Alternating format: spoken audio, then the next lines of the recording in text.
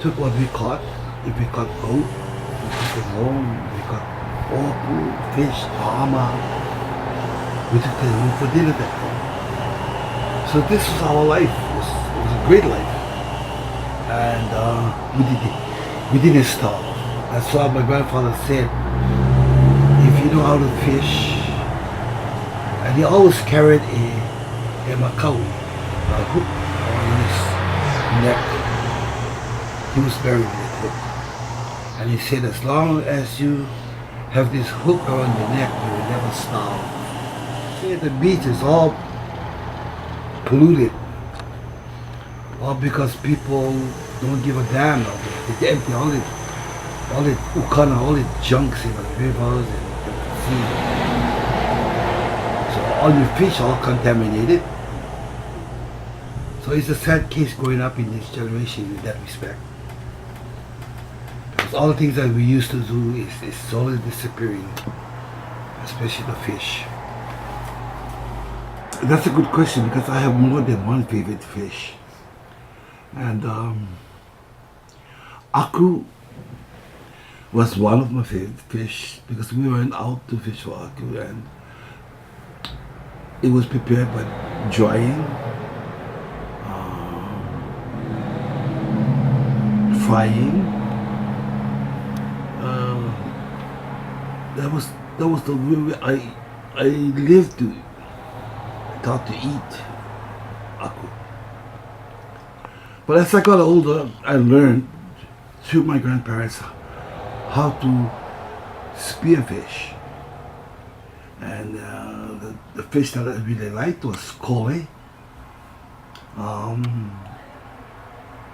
It was prepared fried. It had a nice oil, yellow oil to it. We ate it raw. We had it dried. There was also kumu, prepared the same way. Also steamed.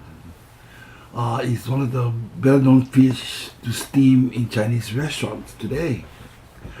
And of course, it's very hard to find them now because the amount of people that fish, and because other fish were brought into, like ta'api.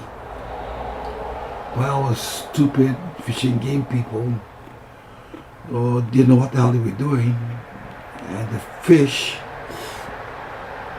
ate,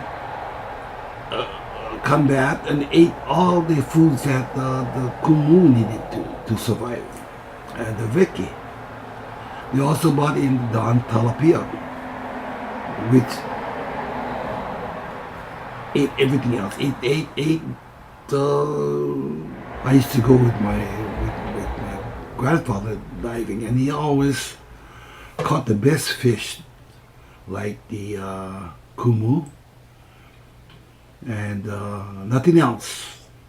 That first fish is the most important fish, and he would throw it as far away from him as possible. And then I used to think that he was crazy doing this because it was a good fish, a big one too. Then I asked him, why did he do that?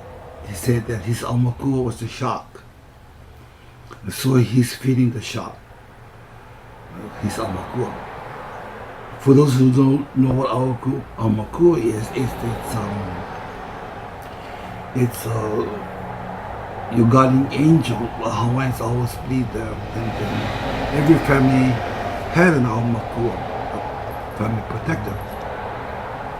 My aumakua was passed on down by my grandfather, which was the shark. And today, I still respect the shark. Haven't done anything that hurt them. I dive a lot. I've seen them, and they have never bothered me at all. They came close to me, but didn't harm me. So I always believe that they are my protector in the ocean. I'm never afraid to be in the ocean, but there were sharks around.